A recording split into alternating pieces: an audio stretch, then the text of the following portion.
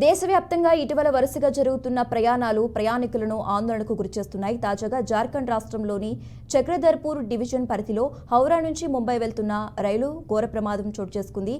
ఈ ఘటనలో 3 బోగీలు ప్రమాదం దాటికి చెల్లాచెదురయ్యాయి. అందులో మొత్తం 7 ప్రయాణికులు తీవ్రంగా గాయపడ్డారు. ఈ మేరకు రైల్వే సిబ్బంది గాయపడిన వారిని ప్రభుత్వ ఆసుపత్రికి తరలించి చికిత్స అందజేస్తున్నారు.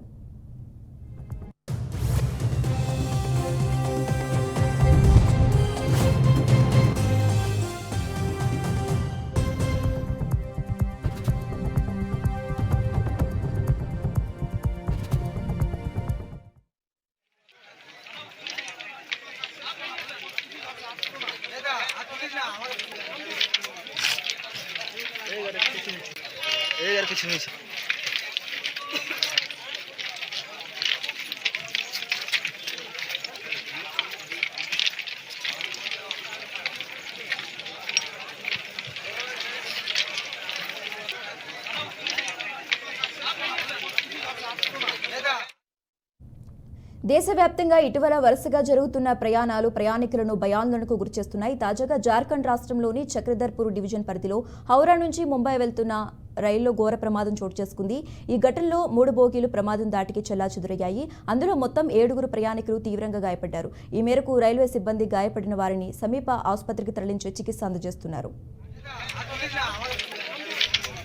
ఇక ఇదే అంశానికి సంబంధించి మోర్ అప్డేట్స్ మా ప్రతినిధి రాకేష్ ఫోన్ ద్వారా అందిస్తారు. రాకేష్, ఇక జార్ఖండ్ లో ఘోర రైలు ప్రమాదం అయితే చోటు చేసుకుందని చెప్పుకోవచ్చు. అయితే ఈ వరుస రైలు ప్రమాదాలు అయితే కొంచెం కలవర పెడుతున్నాయని చెప్పుకోవచ్చు. దేశవ్యాప్తంగా ఉన్న ఇండియన్ రైల్వేస్ ఏదైతే ఉందో దాదాపు ఇప్పటికైతే చాలా ప్రమాదాలే జరుగుతాయి. కాకపోతే ఈ ప్రమాదంలో మాత్రం ఎటువంటి ప్రాణాపాయం అయితే లేకపోవడం అయితే ఒక మంచి విషయం అని తెలుస్తుంది. అయితే జార్ఖండ్ లోని రాజ్కర్వాస్ రైల్వే స్టేషన్ సమీపంలో అయితే తెల్లవారుజామున అయితే హౌరా ముంబై మెయిల్ ట్రైన్ ఏదైతే ఉందో 12810 ట్రైన్ నెంబర్ పట్టాలు అయితే తప్పింది. దాదాపు ఇందులో 10 కోచ్ల దాకా అయితే పట్టాలు తప్పినట్టుగా అయితే తెలుస్తుంది. ఇప్పుడైతే రైల్వే శాఖ వెల్లడించింది.